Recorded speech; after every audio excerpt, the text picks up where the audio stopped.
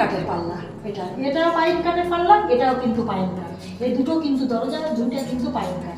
দেখুন ডিজাইনগুলো। নমস্কার বন্ধুরা, আপনারা কেমন আছেন?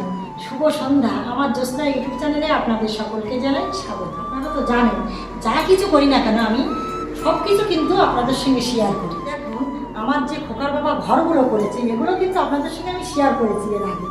কিন্তু দেখুন আপনারা তো বুঝতেই পারছেন এত বড় ঘরটা করেছে আমার খোকার বাবা, কিন্তু দেখা যাচ্ছে সব কিছু কিন্তু এখনও সাজিয়ে উঠতে পারিনি। এর আগের ভিডিও কিন্তু আপনাদের সঙ্গে বলেছি, তুলে ধরেছি যে আমরা কিন্তু একটা ঘরের খাট শোকেস কিনেছি, সেগুলো কিন্তু আপনাদের সঙ্গে শেয়ার করেছি।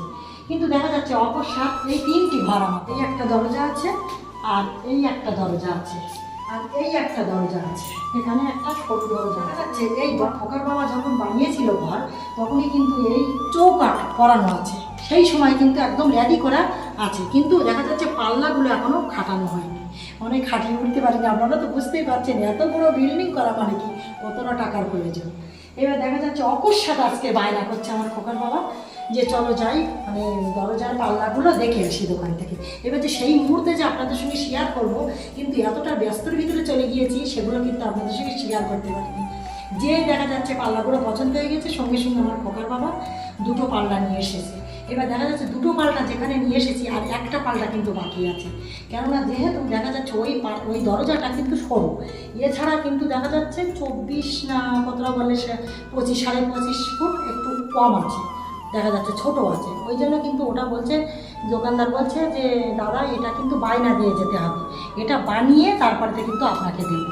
ওই জন্য আমার খোকার বাবা বায়না দিয়ে এসেছে ও দরজাটা আবার পাল্লাটা আবার মানে বলেছে ঈদের পরে দেবে, মানে যেহেতু সামনে ঈদ আছে ওরা একটু ব্যস্তর ভিতরে আছে। আর এই দুটো পাল্লা কিন্তু দিয়ে এসেছি, আপনারা দেখুন এই দুটো পাল্লা, এটা মানে পাইন কাঠের পাল্লা, এটাও পাইন কাঠের পাল্লা, এটাও কিন্তু পাইন কাঠ। এই দুটো কিন্তু দরজা, দুটো কিন্তু পাইন কাঠ।